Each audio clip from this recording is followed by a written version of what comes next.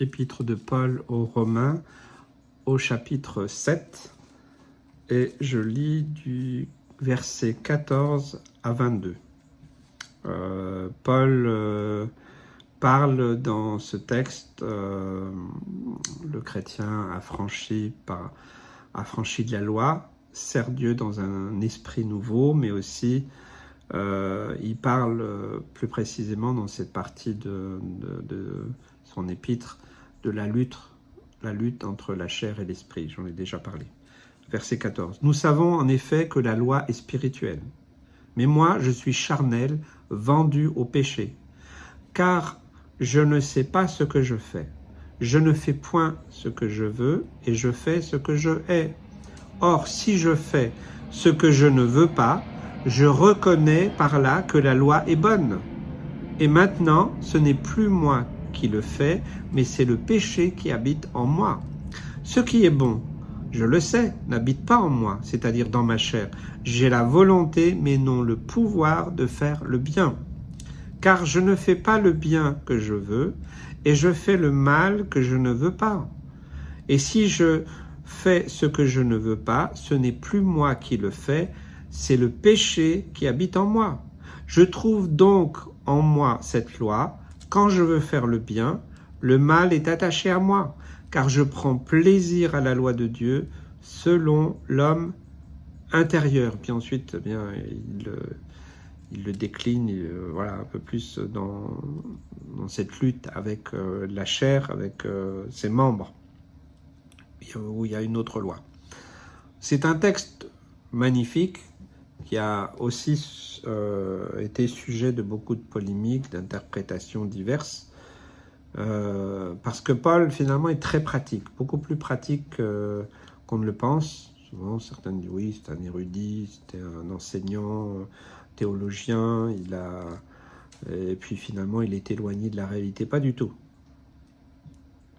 La loi est spirituelle, voilà, la loi de Dieu inscrite dans nos vies, dans nos cœurs, mais il rappelle notre nature. Et c'est bien de savoir de quelle nature nous sommes. Notre nature est charnelle. Il dit carrément vendu au péché. C'est quand même assez spécial. Et ensuite, après, il parle de cette lutte. Je veux faire le bien, mais je fais le mal, je fais pas ce que je veux. Donc il y a une loi qui s'implique, finalement, c'est le péché qui habite en moi. Hein? J'ai la volonté, mais j'ai pas le pouvoir. Je veux faire le bien. Combien de fois, soyez honnêtes, réfléchissez, combien de fois nous avons voulu faire le bien, vous avez pris des bonnes décisions, ah oui, mais je vais faire ça comme ça et tout ça, puis finalement, ça ne s'est pas passé comme on voulait, et puis même, on a commis des gaffes, on a fait des erreurs, puis après on regrette. Ça nous est tous arrivé, ça m'est arrivé aussi. Eh bien, nous devons savoir qu'il y a cette lutte. Si on ne le sait pas, on se raconte des histoires, et puis on raconte des fois des histoires aussi aux autres, et puis on se croit supérieur, on se croit arrivé, et c'est l'orgueil spirituel, c'est pire que l'orgueil tout court, et on est dans l'illusion, puis finalement on donne un contre-témoignage ou un mauvais témoignage. Puis des fois on veut donner des leçons aux autres, et puis finalement on n'est pas capable de l'appliquer à soi-même. Donc Paul identifie tout ça, il identifie notre nature charnelle, et cette lutte. C'est pour ça que le Saint-Esprit nous a été envoyé pour nous conduire dans la purification, la sanctification, et c'est un travail quotidien, c'est une lutte permanente, parce que notre chair, par nature, est pécheresse, c'est tout, voilà, il faut le savoir. Pourquoi des gens abandonnent le Seigneur, pourquoi certains tombent dans certains péchés, ça veut dire, mais non, bon, c'est pas normal, à partir du moment où Jésus m'a libéré, j'ai plus de problème, oui, ok, d'accord, mais nous sommes encore sur cette terre, et cette terre, c'est le royaume, pas de Dieu, mais c'est le royaume du diable. Notre cité à nous est dans les cieux, nous sommes citoyens du ciel, citoyens du royaume de Dieu, et des fois on oublie qu'on est sur cette terre et le diable agit partout. Et donc, il connaît très bien notre nature charnelle. Donc il y a une lutte entre ce qui est charnel et spirituel. Et on voit bien, même dans beaucoup de chrétiens ont des luttes entre charnel et spirituel. Voilà, des fois, je me rappelle, ma mère, une fois, il y avait une personne qui avait un comportement vraiment très particulier. Elle disait, ben, c'est simplement sa chair là qui s'exprime. Et des fois, nous voyons, même des fois, notre côté charnel. C'est vrai que notre côté charnel, il va reprendre tous les mauvais traits avant d'avoir été purifié et sanctifié. C'est-à-dire, dans notre nature charnelle, il y a la méchanceté, l'orgueil, l'impureté, et j'en passe. Ça, c'est la nature charnelle. Après, Jésus a fait cette œuvre. Mais beaucoup ne sont pas passés par la croix, ne sont pas passés par la repentance, ne sont pas morts vraiment au péché, à cette nature charnelle. Et donc, de toute façon, elle s'accroche bien. Hein. On dit en fait, là où Jésus a jeté nos péchés, Dieu a jeté nos péchés au fond de la mer, même si on a mis un panneau pêche interdite, des fois on plonge et on va récupérer quelques trucs. Hein. C'est notre nature charnelle. Il y a cette lutte parce que le diable inspire cette partie charnelle pour essayer de nous détourner de cette vie spirituelle, de cette vie en Christ, cachée en Christ. Et c'est pour ça qu'un chrétien il doit savoir en qui il croit, en quoi il croit, garder sa position. Oui, on va dire c'est un travail quotidien. On ne peut pas se relâcher dans cela, on le sait, parce qu'il y a une vraie lutte, un vrai combat. Vous verrez, hein, c'est pour ça que j'ai constaté en tant que pasteur que bien souvent, les vacances d'été ou les vacances trop longues, des fois sont sujets à problème après. Parce que, bon, on part en vacances, bon, on ne va plus à l'église, on ne prie plus, on n'ouvre plus sa Bible.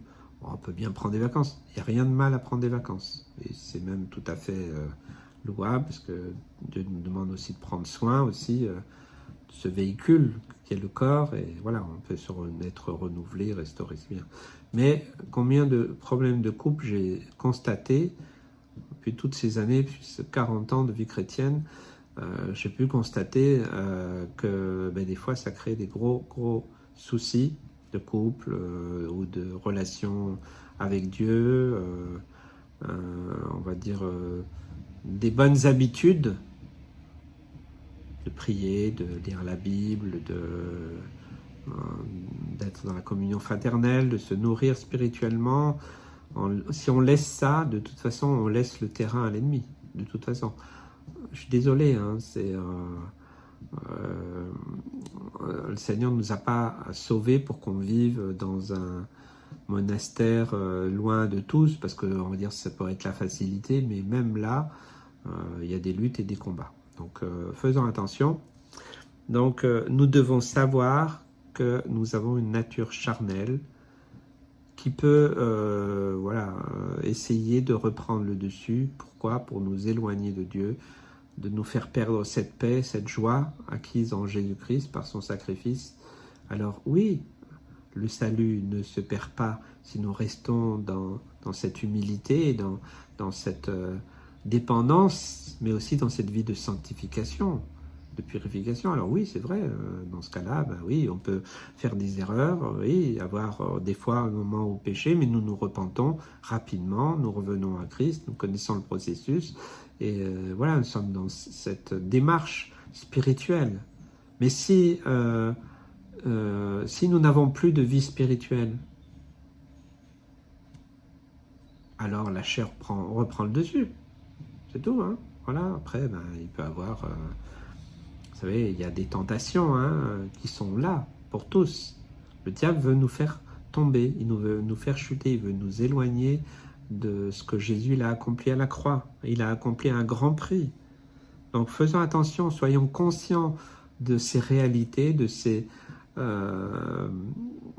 combat. Voilà, peut-être certains vont dire, oui, j'en ai marre, moi, du combat spirituel. On peut très bien vivre dans la paix, hein. On peut très bien ne pas être sans arrêt dans des combats, mais je pense d'être dans la vigilance. Voilà, c'est du bon sens. Paul, il nous rappelle quelle est notre nature et cette lutte qu'il y a entre la chair et l'esprit, que le péché veut dominer. Et puis combien de fois on s'en rend pas compte, mais moi j'ai pris conscience de cela, c'est que des fois quand on est dans le déclaratif, on dit des choses, vous savez que le diable il entend. Quand on reste dans la communion avec Dieu, le diable il peut rien entendre. J'en reste persuadé. Mais quand nous commençons à parler, à proclamer, à dire, voilà, bien finalement nous nous exposons. Et le diable peut essayer, voilà, dans certaines choses que nous pouvons dire ou déclarer ou prévoir. Et puis il vient, nous on voulait faire ceci, on voulait faire cela, on était de bonne foi, ok, mais parce qu'on n'a pas été sage, parce qu'on n'est pas resté simplement dans cette communion spirituelle avec Dieu, en restant dans sa soumission, puis aussi dans cette humilité, peut-être dans ce silence des fois, eh bien, nous avons donné des arguments au diable pour essayer de nous détourner. Alors, il y a eu des choses qui se sont passées. J'ai rencontré pas mal de gens qui se sont fait piéger par voilà, des attitudes, des choses. Voilà, ils voulaient faire le bien, ils voulaient faire ceci, puis finalement, c'était une catastrophe. Ou alors, il y a eu des conséquences et difficile. Donc Paul nous prévient, il nous rappelle, et moi en tant que serviteur de Dieu, je le fais aussi pour moi-même, mais aussi pour chacun de nous. Voilà, il faut savoir qu'il y a une loi. C'est ce que Paul dira au verset 21. Je trouve en moi cette loi. Quand je veux faire le bien, le mal est attaché à moi. Parce que je prends plaisir à la loi de Dieu, selon l'homme intérieur, l'homme spirituel. Le Saint-Esprit habite en nous. Je veux faire le bien. Tous les jours, je veux porter du fruit. Je veux être un homme, une femme de foi, témoigner, être dans sa main, rester réellement à son écoute. Voilà, il n'y a pas de chrétien qui qui se lève en disant ah ben aujourd'hui, je veux faire ce que je veux pécher, tout ça. Non, je ne crois pas, non. Mais nous voyons que à travers ce que nous voulons spirituellement, eh bien, le diable, lui, il a un autre plan pour nous et il veut nous détourner. Donc, la moindre maladresse, vous savez, dans la vie courante, j'observe, par exemple, lors des enterrements, des hommes politiques, des artistes, enfin, des gens connus et tout ça, et même d'autres, c'est extraordinaire si vous écoutez par exemple un homme politique qui est mort, on va faire ses éloges, oh, combien c'était un homme ou une femme formidable, voilà, c'est pourtant des années on l'a jugé, critiqué, calomnié, dit les pires choses sur la personne, et puis peut-être que cette personne n'était pas vraiment aussi sympathique que ça, puis d'un seul coup à sa mort, voilà, on va des fois on peut avoir cette attitude là. C'est pour ça que lors des enterrements, personnellement, j'aime bien dire les choses telles que non, il y a des gens qui ont souffert, pas parce qu'on est chrétien qu'on souffre jamais. Non, il y a des gens ils sont partis, oui, avec le Seigneur, mais ils ont souffert, ils en ont bavé, c'était pas facile. Oui, c'est plus un hommage, et avec des choses concrètes, des choses que j'ai pu vivre avec les gens. Voilà, je raconte pas une histoire, on raconte pas une belle histoire pour dire ah ben voilà, il était tellement formidable alors que peut-être qu'il était horrible avec ses enfants, avec son épouse, ou voilà, c'est une femme avec son mari. Voilà. On n'est pas là pour raconter des histoires. Donc faisons attention, nous devons savoir qu'il y a cette loi. Hein, quand je veux faire le bien, ben, le mal s'attache à moi.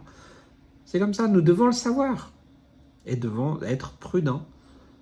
Donc, c'est pour ça qu'avant, nos nos aînés, les premiers chrétiens, ils disaient je ferai ceci ou cela si Dieu veut. Toujours dans cette humilité.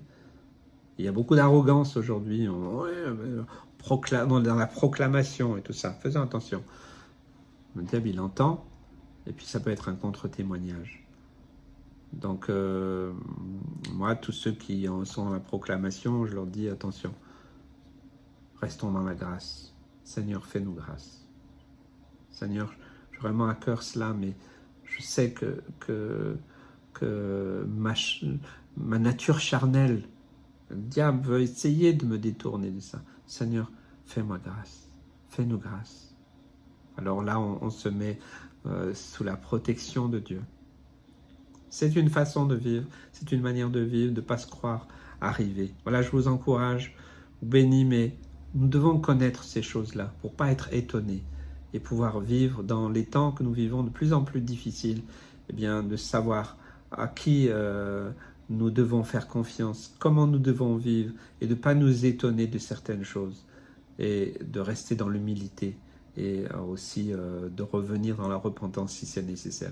Que Dieu vous bénisse et vous encourage.